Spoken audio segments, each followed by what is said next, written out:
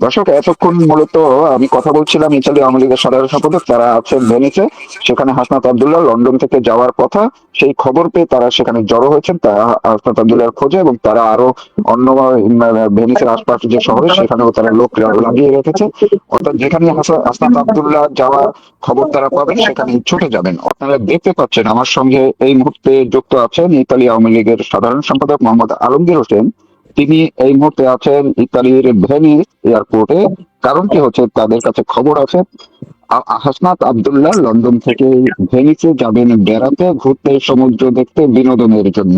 এই খবর পেয়ে তারা ইতালি থেকে এবং অন্যান্য শহর থেকে তারা ছুটে গেছেন ভেনিস এয়ারপোর্টে। এই মুহূর্তে তারা সেখানে আছেন। আমি সরাসরি কথা বলছি মোহাম্মদ আলমগীর হোসেন, ইতালি আওয়ামী লীগের সাধারণ সম্পাদক। আপনি শুনতে পাচ্ছেন আমাকে? জি। জি, আপনারা কেন সেখানে গেলেন, কি খবর পেয়েছেন, কেন অবস্থান করছেন, কারা আপনারা, একটু বিস্তারিত একটু বলেন যদি। আচ্ছা, প্রথম কথা হলো আপনাকে ধন্যবাদ। যারা দেখছেন সকল দর্শক নেতৃবৃন্দ যারা আছে সবাইকে আমি আমার ব্যক্তিগত পক্ষ থেকে, ইতালি আওয়ামী লীগের পক্ষ থেকে, আমাদের ইতালির সবচাইতে বিখ্যাত এবং সকলের কাছে অত্যন্ত প্রিয় শহর ভেনিস নগরের পক্ষ থেকে আন্তরিক অভিনন্দন এবং কৃতজ্ঞতা জানাচ্ছি।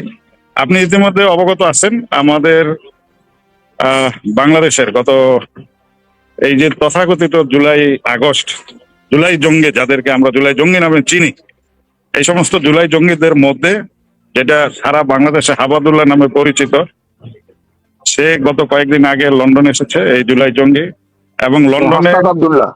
হাসনাত আব্দুল্লাহ, হাবাদুল্লাহ নামে সবাই চিনে বাংলাদেশের মানুষ, আমরা তাকে জুলাই জঙ্গি হিসেবে চিনি। এবং এগুলো অরিজিনাল জামাত শিবিরের লোক। তারা গত 5ই আগস্ট এই তথাকথিত প্রতারণামূলক একটি আন্দোলনের মাধ্যমে দেশি বিদেশি স্বাধীনতা বিরোধী এবং পাকিস্তান এবং আইএসআই এর গোয়েন্দা সংস্থার সহযোগিতায় বাংলাদেশে গণতান্ত্রিকভাবে নির্বাচিত একটি সরকারকে প্রতিহত করে আজকে তারা দেশটাকে জঙ্গি হামলার মাধ্যমে দখল করেছে। দখল করে এই সাজানো গোছানো দেশটাকে তারা ধ্বংস করে দিয়েছে। আজকে এই দেশের টাকা চুরি করে বিভিন্ন প্রকল্পের নামে টাকা নিয়ে এই ইউনুসের সাঙ্গপাঙ্গ, যে রাসিস্ট ফেসিস্ট, বাংলাদেশের শত্রু, গণতন্ত্রের শত্রু, স্বাধীনতা সার্বভৌমত্বের শত্রু, মুক্তিযুদ্ধের শত্রু, এই ইউনুসের সাঙ্গপাঙ্গরা দেশের থেকে হাজার হাজার কোটি টাকা চুরি করে এখন তারা ইউরোপে বিনোদন করার জন্য বেরিয়েছে। তারই অংশ হিসেবে আপনারা জানেন যে লন্ডনে গত 2-3 দিন তো আপনারা ইতিমধ্যে মিডিয়াতে আপনিও দেখিয়েছেন, আমি দেখছি। ইতিমধ্যে আমরা খবর পাইছি যে কোনো মাধ্যমে বিশ্বস্ত সূত্রে, সেটা সত্য মিথ্যা আমাদের কাছে সেটা বিষয় না। আমাদের কাছে খবর আসছে যে তারা ইতালি আসতেছে আজকে। তো ইতালি সে মানে ইতালির ভেনিস আসতেছে? ভেনিস না, ঠিক ভেনিস না, পাশের শহর। তো যেই শহরে সে যাবে ওই শহরে যাওয়ার কথা ছিল।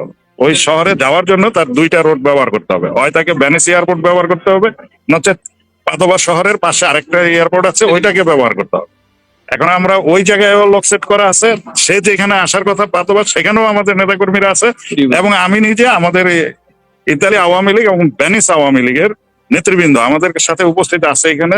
ভেনিস ইতালি আওয়ামী লীগের সংগ্রামী সহসভাপতি আছে বিলাল হোসেন মেম্বার, আমাদের ভেনিস আওয়ামী লীগের ভারপ্রাপ্ত সভাপতি আছে তাজুল ইসলাম, সহসভাপতি আবুল কালাম আজাদ, আমাদের সাথে যুক্ত আছে যুবলীগের ভারপ্রাপ্ত সভাপতি, যুবলীগের ভারপ্রাপ্ত সেক্রেটারি সহ আওয়ামী লীগ, যুবলীগ সহ অসংখ্য নেতৃবৃন্দ এখানে উপস্থিত আছে। আমরা এখানে আসার উদ্দেশ্য একটাই স্পষ্ট, সেটা হলো, আপনি এক একজন এক এক ভাবে বলে, আমাদের কথা হলো অপারেশন ব্ল্যাক ক্যাট আর কি, যেটা সোজা কথা, ওই কালো বিড়াল, কালো কুত্তা, যাই বলেন আপনি, যে ভাষাই বলেন। আমরা শুধু প্রবাসীরা একটা মেসেজ ওদেরকে দিতে চাই এই জুলাই জঙ্গিদের, সেটা হলো বাংলাদেশের মানুষের যেভাবে তারা জিনা পিনা, মানুষের জীবন ব্যবস্থা, মানুষের অর্থনীতি, সমাজনীতি, রাষ্ট্রনীতি, সকল কিছু যেভাবে ধ্বংস করে দিয়েছে, ঠিক সেভাবে পৃথিবীর কোনো জায়গা তাদের জন্য নিরাপদ না। তারা যেখানেই যাবে, যেখানেই জুলাই জঙ্গি, সেখানেই আমরা প্রবাসীরা বাংলাদেশের নাগরিক হিসাবে, বাংলাদেশের মানুষ হিসাবে আমরা তাদেরকে প্রতিহত করব। শুধু প্রতিহত না, আমাদের সর্বোচ্চটা দিয়ে যা যা করার আমরা সেটাই করতে প্রস্তুত আছি। তো এখন কি আপনারা কতক্ষণ পর্যন্ত এখানে অপেক্ষা করছেন হাসনাত আব্দুল্লাহর খোঁজে? আমরা প্রায় 1 ঘন্টার মতো হয়েছে, 1 ঘন্টা আছি, আরো 2 ঘন্টা লাগে অপেক্ষা করব। সে আসবে কি আসবে না আমরা জানি না। আমরা বিভিন্ন তথ্য নেওয়ার জন্য বিভিন্ন জায়গায়, লন্ডনেও লোক আছে, ইতালিতেও যাদের সাথে তার যোগাযোগ, ওইখান থেকে তথ্য সংগ্রহ করে। তবে আমাদের কাছে এটা আমাদের আশঙ্কা, আমাদের কাছে সম্ভাবনা যেটা মনে হচ্ছে সেটা হলো যে তারা গত রাতে এবং আজকে সকালের মধ্যে তারা জানতে পারছে যে ইতালি সম্বন্ধে ইউরোপে যারা আছেন আপনারা, এটার মধ্যে একটা ধারণা আছে তাদের সকলেই। তবে মনে হচ্ছে তাদের কাছে এই মেসেজটা পৌঁছে গেছে যে এখানে যদি সে আসে তাহলে ইতালির প্রবাসী এবং ইতালি আওয়ামী লীগ স্বাধীনতার পক্ষের মানুষজন অলরেডি মেসেজ পেয়ে গেছে এবং প্রস্তুতি নিচ্ছে, এরকম একটা মেসেজ সম্ভবত পেয়ে থাকতে পারে। এবং আর কোথায় আপনারা এই এখন যেখানে আছেন এটা হচ্ছে ভেনিস এয়ারপোর্টে আছেন আপনারা, তাই তো? ভেনিস এয়ারপোর্ট, ভেনিস মার্কো পোলোতে। ভেনিস আচ্ছা, ভেনিস এয়ারপোর্ট, মার্কো পোলোতে। তাহলে আর অন্য কোন জায়গায় আরেকটা এয়ারপোর্টের কথা বলেন, সেটা কোথায়? এটা হলো ট্রেভিজো। আচ্ছা আচ্ছা, মানে আপনারা এখন কি এখানেই থাকবেন নাকি ওইখানে যাবেন আবার? না, আমরা আপাতত ওইখানে আমাদের আরেকটা টিম আমাদের ওইখানে আছে ওই ট্রেভিজো এয়ারপোর্টে, এবং পাদোবা যেই শহরে সে যাওয়ার কথা সেই শহরে আমাদের নেতাকর্মীরা এক জায়গায় সংঘবদ্ধ আছে, উপস্থিত আছে। সেই জায়গায় সম্ভাব্য কোথায় সে উঠতে পারে সেখানেও লোকজন দেওয়া আছে। আমরা আর কিছুক্ষণ অপেক্ষা করে লন্ডন থেকে এই এয়ারপোর্টে আগামী যে কটা ফ্লাইট আছে লাস্ট ফ্লাইটটা দেখে আমরা এখান থেকে বের হয়ে যাব এবং সেই শহরে যাব যেখানে সে আসার কথা। তো আমরা লন্ডনে দেখলাম হাসনাত আব্দুল্লাহর সাথেও জামায়াত ইসলামী, ছাত্র শিবির, তারপরে এনসিপি, এই লোকজন তারে ব্যারিকেড দিয়ে রাখছে, তাকে সহ সবাই ঘোরাফেরা করছে, দিন ছোড়া হয়েছে, কিন্তু তারা তাকে রক্ষা করছে। তাহলে এইখানে তার লোকজন আছে না, তারা কি এরপরে আসছে?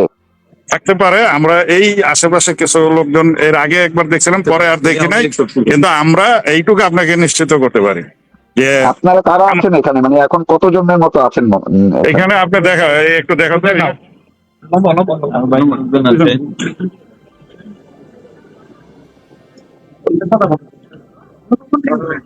আপনি কথা বলতে থাকেন, আপনি শেষ করতে জি, আচ্ছা। তো এইখানে আমরা ধরেন 2-3টা গেট থাকে এয়ারপোর্ট থেকে বেরোই করবো, তো এখানে আমরা দাঁড়ানো আছি। আমাদের পাশে আরেকটা গেট, ওইখানে কিছু আছে গাড়ির পার্কিং এ, মানে যে কোনো সাইড দিয়ে বেরোইলে সে আমাদেরকে ধোকা দেওয়ার কোনো সুযোগ নেই। জয় বাংলা।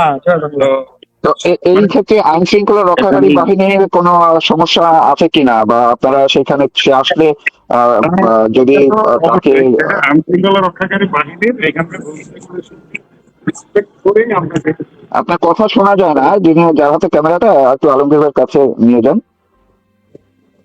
আইন শৃঙ্খলা রক্ষাকারী বাহিনীর সাথে কথা বলে বা যেখানে যতটুকু আইনের ভিতরে থেকে যে আমরা প্রবাসে থাকি আমরা সেটাই করব, সেটা করার জন্য আমরা প্রস্তুত আছি। আপনি এর আগে দেখেন। তো এখন আপনারা কি মনে করছেন যে সেটি আপনাদের তথ্য মানে লিক হয়ে গেছে, বা কোনো মাধ্যমে সে জানতে পেরে তার আশা কি সে কি আসবে, এখন আপনারা ধারণা করছেন? আমাদের কাছে এই মুহূর্তে তাকে যারা এখানে ইনভাইট করে আনার জন্য বা নিয়ে আসার চেষ্টা করেছিল তাদের কাছে যেটুকু খবর আছে সেই খবর হয়তো তাদের কাছেও পৌঁছাইছে। সেই ক্ষেত্রে আমরা আশঙ্কা করছি যে সে অলরেডি তারা জানছে যে আমাদের একটা প্রস্তুতি আছে, সেই কারণে তার আশা ক্যান্সেল হতে পারে। এটা আমরা সম্ভব, আমরা কোনো কিছুই বাদ দিচ্ছি না, আসতে পারে। আরো বেশ কিছু সময় অপেক্ষা করবেন, তাই? এখানে অপেক্ষা করব, এখান থেকে পরে আমরা ওই যে শহরে সে যাওয়ার কথা পাদোভা, আমরা সেখানে যাবো এখন। অনেক ধন্যবাদ আপনাকে। দর্শক যারা আমাদের সঙ্গে ছিলেন, শুনছিলেন আর কথা বলছিলেন ইতালি আওয়ামী লীগের সাধারণ সম্পাদক আলমগীর হোসেন। আমাদের একটু কথা বলুক, আমাদের ভাইস প্রেসিডেন্ট আছে দুইজন, একজন একটু শুভেচ্ছা দেখ। আচ্ছা, জি বলুন। আসসালামু আলাইকুম। আপনি শুনতে পাচ্ছেন আমাকে? জি জি শুনতে পাচ্ছি। তো আপনারা কি এই যে এখন তবে কি করবেন? আমরা এখনো অপেক্ষা আরো সময় করব, আরেকটা ফ্লাইট আসবে, এই ফ্লাইট পর্যন্ত আমরা অপেক্ষা করব। তারপরে যে পাশের শহরে শুনছি ওনারা আসবে, ওই জায়গায় আমরা যাব। আর আমাদের ইতালি আওয়ামী লীগ সবসময় ঐক্যবদ্ধ আছি। ওনারা যে জায়গায় আসে এই জুলাই যোদ্ধারা, আমরা ওই জায়গায় প্রতিহত করব। ইতালি না, যদি ইউরোপের কোনো জায়গায় আমরা খবর পাই যেন অন্য দেশে ওরা ঢুকবে, আমরা সেই জায়গায় যাবো, ইনশাআল্লাহ ঐক্যবদ্ধ আছি। একটি কারণ, যে পর্যন্ত বাংলাদেশে আওয়ামী লীগের নেতাকর্মীর উপর নির্যাতন বন্ধ না হবে, হত্যা গুম বন্ধ না হবে, ওনারা ইউরোপের মাটিতে যে জায়গায় ঢোকে ইনশাল্লাহ আমরা প্রতিহত করব। এটা আমাদের অব্যাহত আছে এবং থাকবে ইনশাল্লাহ। ধন্যবাদ। আপনার সঙ্গে বোধহয় আরেকজন সহসভাপতি আছেন। এলো আমাদের ভেনিস আওয়ামী লীগের বর্তমানে ভারপ্রাপ্ত সভাপতির দায়িত্বে আছে, উনি কথা বলবে, এরপরে যুবলীগের সভাপতি দিয়ে শেষ করবো। সভাপতি থাকবেন। হ্যাঁ, এখন আপনারা তো ভেনিসে থাকেন, তাহলে ওনারা যদি ইতালি থেকে রোম থেকে যারা আসছে আপনাদের সেক্রেটারি, উনি তো চলে যাবেন, এরপরেও আপনারা কি এখানে অপেক্ষা করবেন নাকি? জি আসসালামু আলাইকুম। আপনারা জানেন এই ভেনিস আওয়ামী লীগ পুরা ইউরোপের মধ্যে একটি শক্তিশালী আওয়ামী লীগ, একটি সংগঠন। বঙ্গবন্ধু শেখ মুজিবুর রহমানের আদর্শ গড়া সংগঠন, একটি শক্তিশালী সংগঠন পুরা ইউরোপের মধ্যে। তো আমরা ইটালির যে আমাদের প্রাণপ্রিয় নেতা আলমগীর ভাই সাধারণ সম্পাদক আসছে এখানে, আমরা ভেনিস আওয়ামী লীগ শুধু আজকে নয়, সবসময় যখনই আমরা শুনি যে জায়গায় যে জুলাই যোদ্ধারা ইউরোপের জঙ্গিরা ইউরোপের যে জায়গাতে আসুক, আমরা এই ভেনিস আওয়ামী লীগের পক্ষ থেকে তাদেরকে প্রতিহত করার জন্য, তাদেরকে প্রতিবাদ জানানোর জন্য আমরা সর্বতই প্রস্তুত আছি যাওয়ার জন্য। আমরা শুধু এখন না, যখনই আসবে তারা, আমরা তাদেরকে প্রতিহত করব এই ভেনিস আওয়ামী লীগের পক্ষ থেকে। আপনাদেরকে আপনাদেরকে প্রতিশ্রুতি দিচ্ছি ভেনিস আওয়ামী লীগের পক্ষ থেকে। জি, অনেক ধন্যবাদ আপনাকে। আমি শেষ করব, যুবলীগের একজন আছেন সম্ভবত। দুইজনে একসাথে। আচ্ছা, না আপনারা লন্ডনে যে যুবলীগ আওয়ামী লীগের যারা যে দেখলাম তো ডিম ছড়েছেন, এখানে আপনাদের প্রস্তুতি কি, আপনারা কি বলতে পারেন কিনা? ধন্যবাদ আপনাকে। আমরা ভেনিস যুবলীগ এবং ভেনিস আওয়ামী লীগের পক্ষ থেকে এখানে আমাদের প্রস্তুতি সম্পূর্ণ। আমরা এই জুলাই জঙ্গিরা, আমাদের ধ্বংসকারীরা পৃথিবীর যে প্রান্তেই যাবে না কেন, তারা শেখ হাসিনার সৈনিকদের, বঙ্গবন্ধু সৈনিকদের দ্বারা প্রত্যাঘাত পাবে, তাদের সঠিক জবাব তারা পাবে। আমরা ভেনিস যুবলীগের পক্ষ থেকে, ভেনিস আওয়ামী লীগের পক্ষ থেকে আমাদের ব্যাপক প্রস্তুতি রয়েছে এখানে। আমরা শুধু এই হাসনাত আব্দুল্লাহ না, এই জুলাই জঙ্গিদের যারা এই ভেনিসের মাটিতে, ইতালির মাটিতে, ইতালি শেখ হাসিনা দুর্গ, তাদের প্রতি চ্যালেঞ্জ ছুড়ে দিলাম, যে শহরেই তারা আসবে তাদেরকে আমরা হাত ভাঙ্গা জবাব দিব, তাদেরকে আমরা প্রতিহত করবো ইনশাআল্লাহ। ডিম দিয়ে জয় বাংলা, জয় বঙ্গবন্ধু। ধন্যবাদ, অনেক ধন্যবাদ আপনাদেরকে। আপনাকে অনেক ধন্যবাদ জানিয়ে শেষ করছি। আমি পরবর্তী আপডেট আপনাকে জানাবো। আমরা প্রস্তুত আছি সকল স্পটে। জি, অনেক ধন্যবাদ। আমাদের কোনো আপোষ নাই। জি, ধন্যবাদ আপনাকে। প্রিয় দেশবাসী ভাই বোনেরা, আমি ডক্টর খান শওকত নিউ ইয়র্ক থেকে বলছি। এটি আমার 514তম বক্তব্য, আজ 17 জুন 2026। আপনারা জানেন দেশের অবস্থা কি, রাজনৈতিক অবস্থা কি, বর্ডারের অবস্থা কি, সরকার কখন কি বলছেন ইত্যাদি, এগুলো আপনারা সবই জানেন। আপনারা জানেন যে সাবেক আইজিপি বেনজির আহমেদ গ্রেফতার হয়েছেন বলে স্বরাষ্ট্রমন্ত্রী সালাউদ্দিন আহমেদ সাহেব সংসদে দাঁড়িয়ে সেটা বলেছেন, এবং বাকি সবাই টেবিল থাপড়ে সমর্থন দিয়েছেন। সেই থেকে পুরা ফেসবুকে একটা গ্রুপ বলছে গ্রেফতার হয়েছে, আর একটা গ্রুপ বলছে গ্রেফতার হয়নি। এই জন্য এই প্রসঙ্গ নিয়ে আমি কিছু বলতে চাচ্ছিলাম না, কিন্তু আজকে একটি ভিডিও আসলো, সেটা আমরা ফেসবুকে শেয়ার করেছি। বেনজির আহমেদ সাহেব নিজে লাইভ করে টোটাল মিডিয়ার সামনে দিয়ে দিয়েছেন যে উনি গ্রেফতার হননি, সম্পূর্ণ বিষয়টি ভুয়া, মিথ্যা। এখনো কিন্তু ঢাকার কিছু কিছু পত্রিকায় আজকেও নিউজ আছে যে বাংলাদেশ সরকারের পুলিশ বিভাগের প্রতিনিধিরা, প্রশাসনের প্রতিনিধিরা মধ্যপ্রাচ্যে গেছেন এবং বেনজির আহমেদকে কিভাবে ফেরত আনা যায় সেই বিষয়ে কথা বলতে গেছেন। এই পর্যন্ত তো আপনারা দেখছেন। তো এখন যেহেতু বেনজির আহমেদ সাহেব নিজে লাইভে এসে বললেন, এটার উত্তর কি? আমার যেমন হচ্ছে উনি গ্রেফতার হননি, ওনার গ্রেফতারের বিষয়টি যেভাবে সামনে আনা হয়েছে এটি সম্পূর্ণ ভুয়া। এটি কেন হলো? এই খুলনায় একটা মসজিদে ফজর নামাজ পড়তে আসা একজন মুসলমান ব্যক্তিকে, মুসল্লিকে হোন্ডাতে করে, মোটরসাইকেলে করে এসে গুলি করে চলে যায় সন্ত্রাসীরা।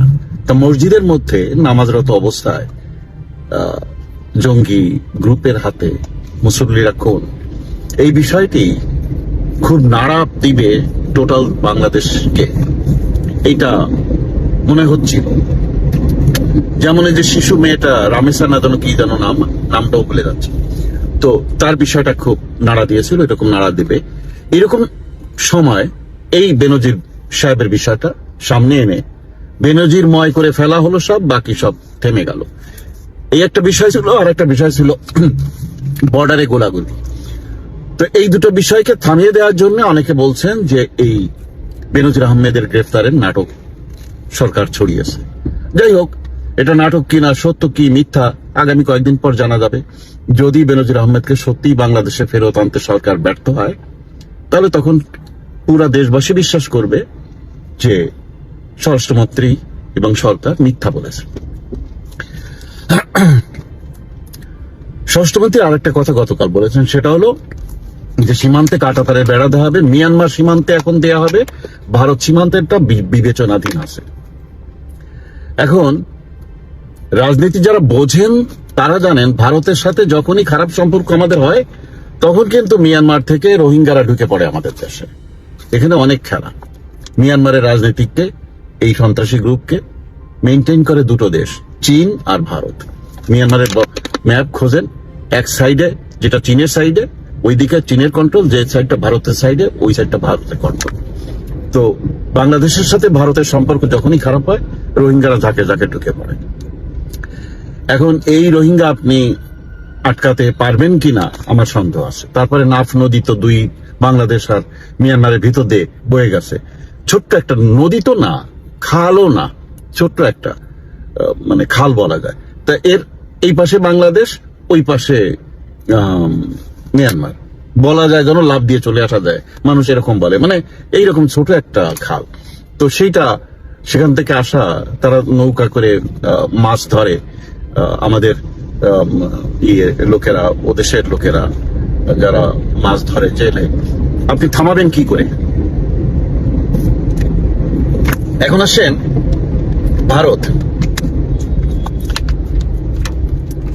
ভারত সম্পর্কে অনেক কথাই শোনা যাচ্ছে। রংপুরের গাইগন্ধার পলাশ বাড়িতে একটি রাম মূর্তি হচ্ছে 81 ফুট উঁচু। আপনাদের মনে আছে গত বছর ভারতের গোয়ায়, দক্ষিণ গোয়ায় 77 ফুট উঁচু ভারতের সর্বোচ্চ একটি মূর্তি প্রতিষ্ঠা করা হয়েছে। সেটা ছিল 77 ফুট, আর এটা হলো 81 ফুট। তাহলে আরো কত উঁচু বোঝেন। ভারতের সর্বোচ্চ মূর্তির চেয়ে এই মূর্তিটা সর্বোচ্চ বেশি, আরো বেশি। এখন এই মূর্তির টাকা আসছে কোথায় প্রশ্ন রয়েই যায়। এক ব্যক্তি যিনি হরিদাস চন্দ্র তরণী দাস, তিনি এই 3-4 বছর আগেও মানে আমাদের মুসলিম ধর্মের আন্দোলনের সাথে সম্পৃক্ত ছিলেন, একটু ভালো করে খোঁজ দেন। সেই ব্যক্তি হঠাৎ করে তিনি বলছেন তার একক ব্যক্তিগত টাকা দিয়ে এই মূর্তিটা বানাচ্ছে। ভালো কথা, যে কেউ দিতে পারে, আমরা তো মসজিদে অনুদান দিই, তিনিও দিতে পারেন, কিন্তু সেটার পরিমাণ কত? 17 কোটি টাকা। চিন্তা করতে হবে, একটা রাম মূর্তি গড়ার জন্য, 81 ফুট একটা রাম মূর্তি গড়ার জন্য 17 কোটি টাকা। এবং এই তীর্থস্থান বা এই মূর্তি উদ্বোধন করার কথা ভারতীয় দূতাবাসের নেতৃবৃন্দকে দিয়ে, সরকারের প্রতিনিধি, ভারত সরকারের প্রতিনিধিদেরকে দিয়ে। প্রশ্নটা তখনই মানুষের মধ্যে জেগে ওঠে, ওয়াই ভারত গভর্নমেন্ট? আমরা যেমন মসজিদ বানাই, আমরা কিন্তু কোনো দেশের, মুসলিম দেশের সরকার প্রধান বা তাদের কনসুলেট বা তাদের রাষ্ট্রদূতদের আনে মসজিদ উদ্বোধন করাই না। ওনারা কিন্তু পারতেন কোন সরকারকে ইনভলভ না করে, ভারত সরকারের প্রতিনিধিদের ইনভলভ না করে, ভারতের কোনো বা বাংলাদেশের কোনো হিন্দু ধর্মের পণ্ডিত ব্যক্তিকে দিয়ে উদ্বোধন করানো, তাহলে কিন্তু প্রশ্ন উঠতো না। এই জন্য প্রথম থেকে এই মূর্তিটা গড়তে গড়তে প্রায় শেষ হয়ে গেছে, এখন রং করতে বাকি, তখনই কিন্তু এই ভারতীয় দূতাবাস ইনভলভ হয়ে যাওয়ার প্রশ্ন এসে গেছে। তখন অনেকেই বলা বলি করছেন কোন ব্যক্তি 17 কোটি টাকা দিয়ে এই মূর্তি দিবেন, হয়তো 1-2 কোটি টাকা দিতে পারে। এখানে টাকাটা আসছে ভারত থেকে, এইটা এখন চতুর্দিকে বলা বলি হচ্ছে। এর পাশাপাশি আপনারা জানেন লালমনিরহাটে এয়ার বেস তৈরি হচ্ছে বাংলাদেশের, সেটা চীনের সহযোগিতায়। এখানে একটা বিষয় আছে, দিনাজপুরের ঠাকুরগাঁয়ে বিমান বাহিনীর যে বেস তৈরি করা হচ্ছে চীনের সহযোগিতায়, সেটার একটা ব্যাপার আছে। এখন জানা গেল গতকাল যে ভারতের মানে সশস্ত্র বাহিনীর ভেতরে একটি ফর্মুলা তৈরি করা হয়েছে, নিয়ে আলোচনা হচ্ছে। একটা ফর্মুলা, সেটা হলো 7 সিস্টার, ওই যে আসাম, ত্রিপুরা, মেঘালয়, ওই যে 7 সিস্টার, অরুণাচল, তো ওদের ওই এলাকাকে কন্ট্রোলে রাখতে যদি আমাদের রংপুর বিভাগটা পুরা ভারতের মধ্যে চলে যায়, তাহলে ওরা আর কেটে আলাদা স্বাধীন হওয়ার আর সম্ভাবনা থাকে না, এবং ওদেরকে ঠিক মতো কন্ট্রোল করতে রাস্তাঘাট, হাইওয়ে, বিভিন্ন ঘাটি বা ইত্যাদি যা যা করার, ক্যাম্প যা যা করার, সব করা সম্ভব। এই জন্যে 3টে ফর্মুলা আলোচনা হয়েছে এই রংপুর দিনাজপুর এই দুটো জেলা নিয়ে ভারতের কাছে। সেটা কি, যে যদি বাংলাদেশের কাছ থেকে এই দুটো জেলা লিজ নেওয়া যায়, আগামী 100 বছরের জন্য লিজ, প্রতি বছর ভারত সরকার টাকা দেবে লিজের জন্য, তারা এখানে অবকাঠামো তৈরি করে 7 সিস্টারের জন্য, 7 সিস্টারের সাথে যোগাযোগের ব্যবস্থা করবে। আর একটা হলো কিনে নেওয়া, এই দুটো জেলা তারা কিনে নিতে চায়, ভারত সরকার আমাদের এই দুটো জেলা কিনে নিতে চায়। আমেরিকাও কিন্তু এরকম, অনেক দেশে, আমেরিকাতেও কিন্তু এরকম কয়েকটা স্টেট কিনে নেওয়া হয়েছিল, ইতিহাসে আছে, অন্যান্য দেশেও আছে।